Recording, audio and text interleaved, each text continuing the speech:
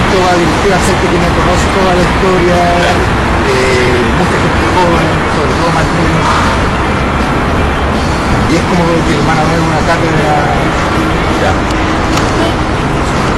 Pues, no sé, hablamos de los orígenes sociales. ¿Orígenes sociales o culturales? No, digo, para extender un poco, ¿no? Y es que yo hablando contigo, como hablando con tantos compañeros de aquellos años o de ahora, me di cuenta que tenemos un origen social muy parecido.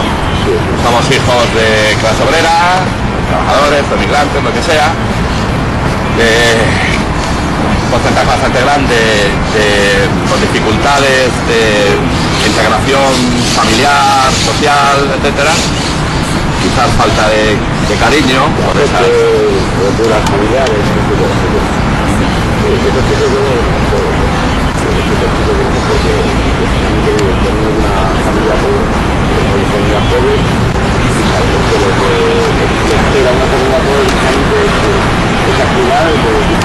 para sobrevivir, pues la implica que estemos todo el tiempo apuntados por el arma del Estado en la cárcel, por el poder del Estado, como nos está acercando, y nos dicen de cualquier cosa, pero es inicial de todas las personas que hemos pagado bastantes años de cárcel, una serie de clase social pobre, salida del conflicto, o sea, algunas, y el plato todo a eso, para cárcel, para buscar esa manera.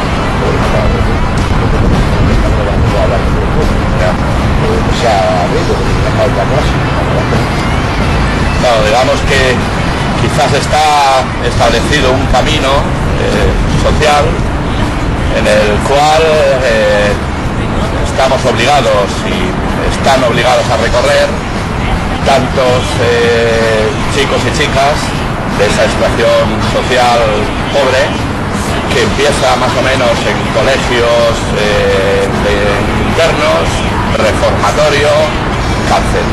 Ese es el recorrido, ¿no? Es un recorrido muy duro y muy peleagudo, porque el reformatorio es cárcel ya. O sea, el reformatorio para un niño, olvidémonos del círculo de menores, de palabrazos que utilizan esta gente para intentarlo, ¿no? Ahora un niño entra a la cárcel y, por ejemplo, las medidas coercitivas que te aplican a una persona adulta en la cárcel, se la aplican incluso con mucho más rigor a un niño. Se les está induciendo a no educarse, a drogarse, se están dando palizas, están criminalizando esto, cualquier cosa, pero están poniendo 2 o 3 ejemplos que han ocurrido en el país. Por ello, con ello han logrado hacer unas leyes que las apoyen socialmente las leyes, porque han engañado a la sociedad, haciéndoles creer que todos los niños son unos salvajes, que todos matan a las niñas. Pues, ¿qué ocurre? Que entran a la cárcel, los papás también se desempeñan bastante, algunos papás se desempeñan de los niños, porque yo creo que deberían de ser conscientes de que entran a una cárcel de niños donde son tratados, maltratados por guardias jurados que no tienen la más mínima puta idea de lo que es la conducta humana, porque no tienen la más mínima puta idea. Y esos niños, ¿qué ocurre? Que si alguna vez hay un reformatorio, vuelven a esa espiral, a delinquir, acabando en la cárcel, que es un gran negocio. De hecho, comentaba que cuando yo entraste preso en el año 70... Yo tenía, cuando entré preso, 17 años, en el año 65. ¿Cuántos presos había?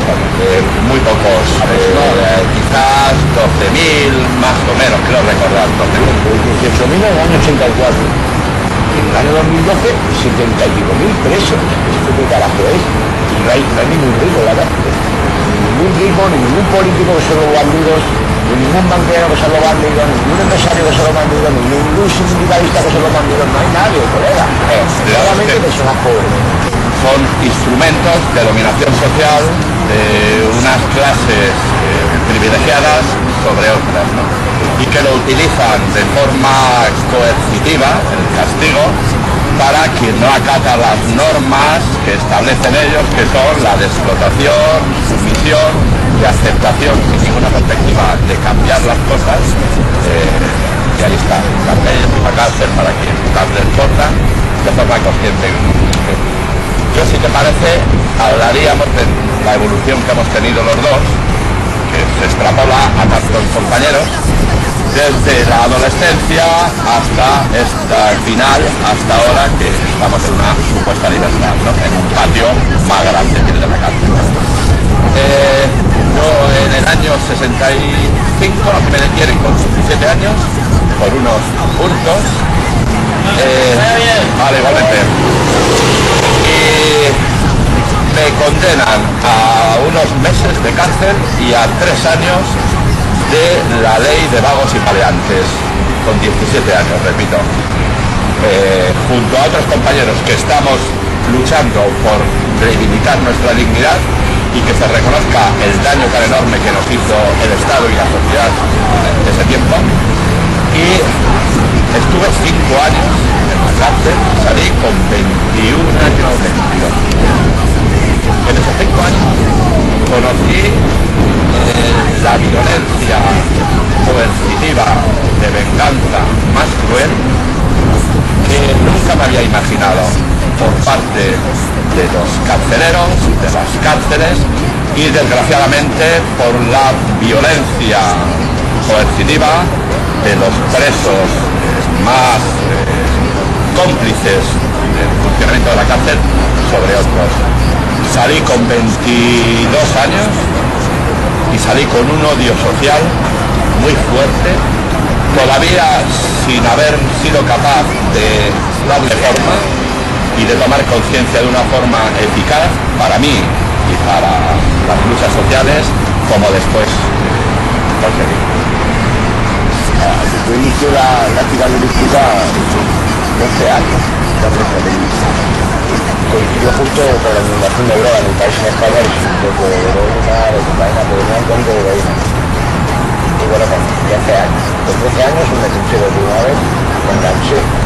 Digamos que en el barrio, en la barriada, todos los niños de mi edad, de mi generación, hacíamos lo mismo. Todos robábamos bancos y usábamos cocaína y heroína. Ya os digo que inicié siendo un adolescente. Estoy metiendo en reformatorios, entrando, saliendo, jugándome, divirtiéndome en reformatorios de menores que, por ejemplo, llevaban los bailes que a niños y adolescentes como eran, nos castigaban con la goma de butano, nos bloqueaban con ella, nos vaciaban la habitación donde estábamos y nos regaban con una manguera, nos bolas. Eso era lo que nos hacían. Y así estuve hasta los 16 años que cumplía la mayoría de edad, ya no podía pasar de pero me fijé, estuve hasta los 18 años, me dieron preso en el año 84, el 13 de febrero del 84, o sea, que llevo 28 años preso y me quedaba junto al 2030. El curso de haber con esto es que la carrera perpetua nunca ha dejado de existir, existe y nunca ha dejado de existir.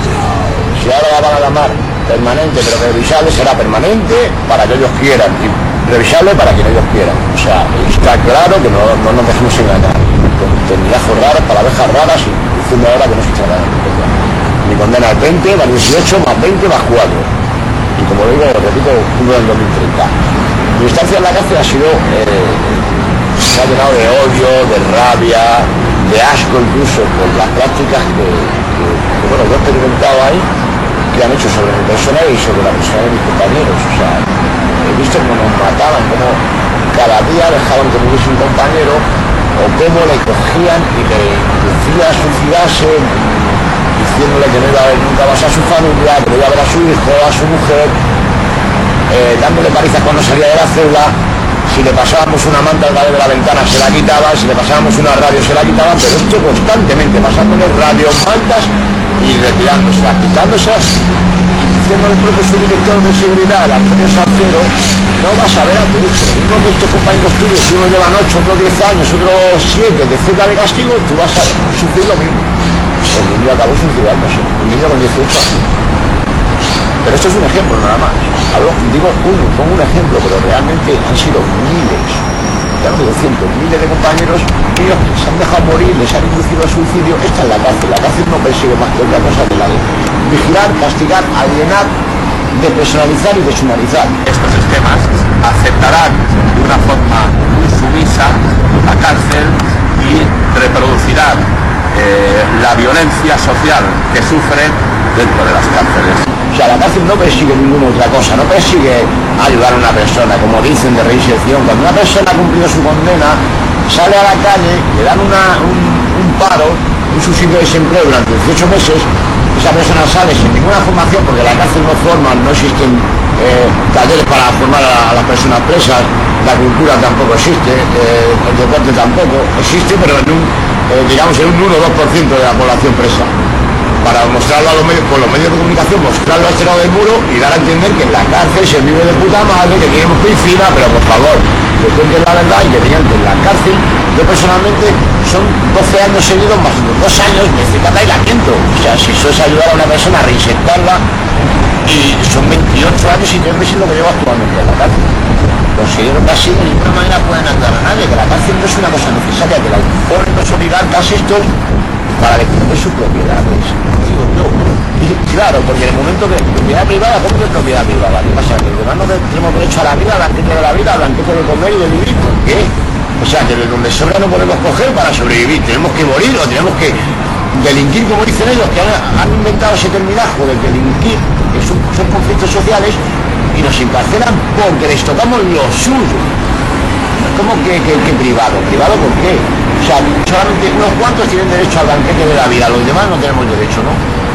¿A qué tenemos derecho? No tenemos derecho a nada. Nos encarcelan por cualquier cosa. Nuestra vida pasa, cuando queremos dar cuenta, pasa nuestra vida y hemos sido todo el tiempo objeto de que esta gentuza, de que nos vengan al colegio, digan qué educación se nos tiene que impartir, cómo se nos tiene que enseñar, a qué tenemos que jugar, dónde tenemos que ir, qué es bueno, qué es malo, qué tiene que ser negro y qué tiene que ser blanco. ¿Por qué tenemos que aceptar algo así? ¿Por qué no una puta vez derribamos todo el muro de las prisiones y encaramos esta situación? Creo que somos muchas más las personas buenas, que no somos oligarcas, que no somos millonarios, somos mucho más los pobres, y podríamos encararles, y eso que dicen de propiedad privada, repartir y compartir todos los bienes que hay en el mundo, y tirar de la tierra, tratarla bien y llegar hasta el miedo. Pero encararles no del miedo, porque cuando el miedo que está con él, miedo, cárcel, multa, cárcel. O sea, todo el tiempo no te dejan que tú seas absolutamente libre, porque están ocupando tu mente, todo el tiempo ocupan tu mente con una cosa u otra, aunque no estés con ellos, no les estés viendo, pero o una llamada de teléfono o esto, o sea, te están marcando todo aquello que tienes que hacer desde que naces hasta que te matan. Sí, está claro que la cárcel es un instrumento de dominación, y de la experiencia que yo tuve en mis años de cárcel, tanto en la primera etapa de 5 años, de 17 a los 22, como la posterior, que caí ya al año y pico de salir de libertad, caí, pero ya por unos atracos a mano armada, que decidimos empezar a hacer unos compañeros que habíamos coincidido en la cárcel de Teruel y yo.